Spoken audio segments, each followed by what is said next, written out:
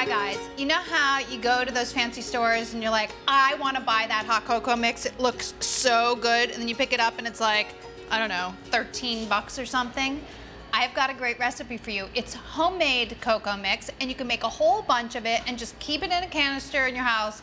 To make this mix, you only need 3 ingredients. Sugar, 3½ cups. I'm putting it through a sieve, but you don't need to strain the sugar. It's actually for the cocoa powder, which is what comes next. You need 2¼ cups of cocoa powder. I'm using a really nice Dutch processed cocoa. The flavor of your cocoa is going to depend on the flavor of your cocoa powder, so make sure that you get a good one for this. So I'm passing this through a sieve to remove the lumps because the lumpiness is not going to be great when you add it to your milk. So get it as unlumpy as possible, and then when you mix it with the sugar, it won't get as lumpy as it does when it's on its own.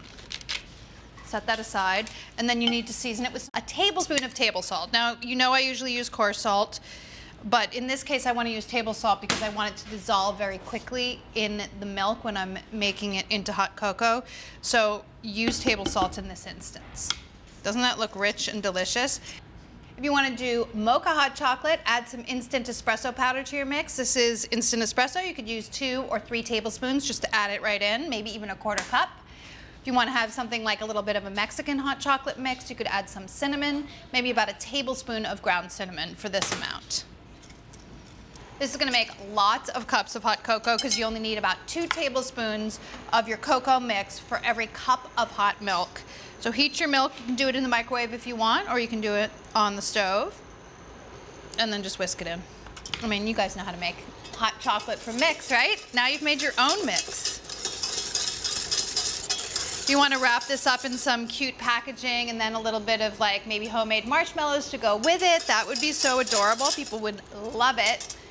Keep some on hand though, don't give it all away because you want to have some when you come home from ice skating because it's the classic after ice skating beverage.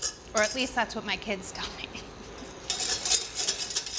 Now it's time to drink your hot chocolate, homemade by you. And this one's homemade by me.